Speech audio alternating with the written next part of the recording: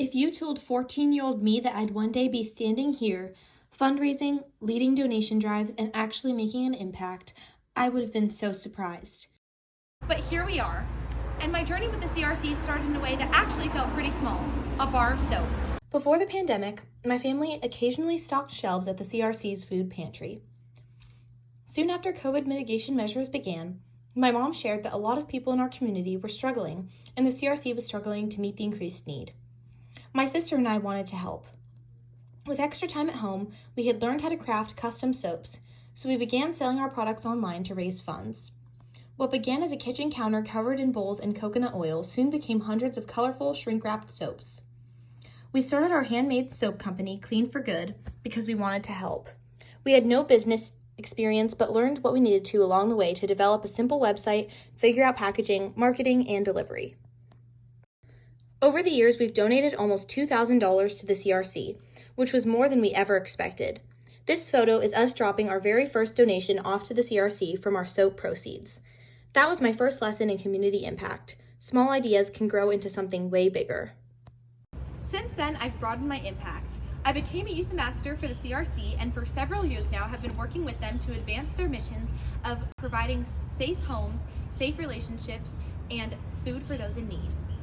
Most recently, I initiated a personal care drive in collaboration with the CRC and my athletic director and principal.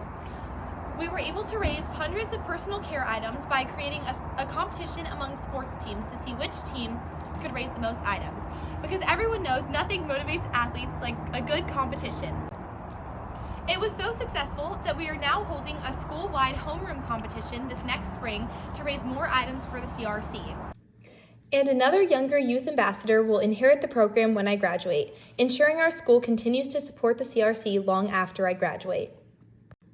One of my most memorable initiatives with the CRC was when a fellow ambassador and I took our love for waffles and turned it into a fundraiser, selling CRC-themed waffles at my school's exhibition day to raise awareness of the CRC and its mission at my high school. We donated all of the proceeds to the CRC because if people are going to buy food, why not make it for a good cause? I've also been lucky to have opportunities to realize that I can help meet needs outside of my local community as well. Last summer, I went on a life-changing trip to Honduras with a team to build homes and water filtration systems for a village that didn't have access to clean water for drinking and bathing. And when I say build, I mean hands-on. Lifting, hammering, carrying cement. But my favorite part? Connecting with the kids in the community. That trip taught me that impact isn't just about building things, but also about building relationships. Between construction projects, we put meals together, ran activities for the kids, and even organized a basketball camp. One of the moments that stuck with me the most was meeting the mother of the family we were building the house for. She had recently lost her eyesight due to an infection from contaminated water, something that should have been preventable. But despite everything, she was warm, positive, and unbelievably strong. I'll never forget her smile when she stepped into her new home for the first time. That moment shifted my perspective.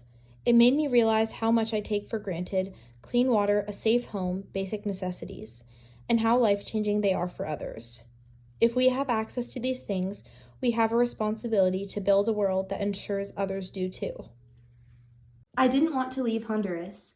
I felt a sense of purpose and belonging there I haven't felt before or since. But when it was time to go home, I shifted my focus to building something else that's important to me: team culture. It all started my freshman year. I was so excited to make varsity as a freshman, especially considering my older teammates were so nice and welcoming. I was so pumped to be at every single game and would always be so energized before because I was just so excited to be there. And I didn't realize any of it was making an impact until at the end of the year, my coach awarded me with the SDA Spirit Award for energizing and bringing up the team.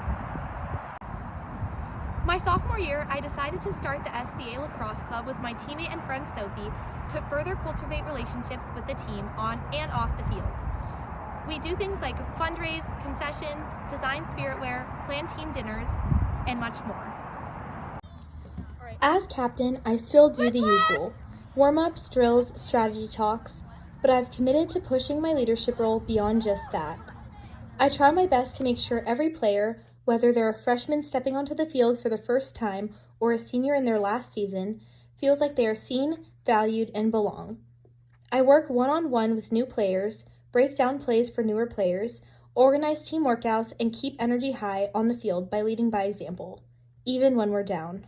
But my resolve to stay positive was really tested when, in fall of my junior year, I blew my knee out at an NCAA prospect camp, simultaneously shattering my dreams of playing D1 lacrosse in college and leaving me questioning my ability to lead my high school team that coming spring.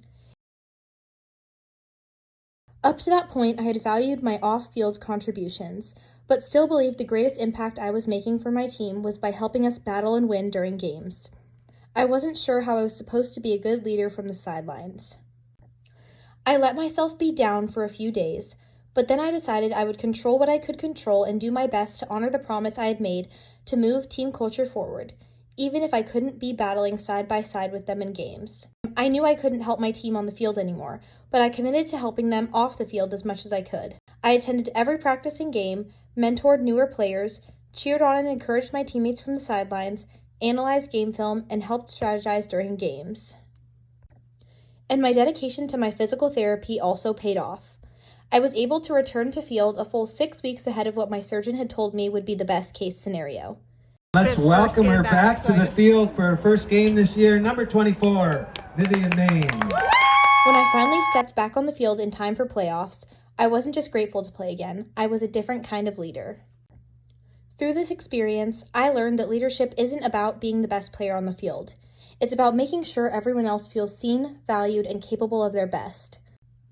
Although I missed half the season, I was able to get back in time for league games and playoffs and made the CIF All-League team.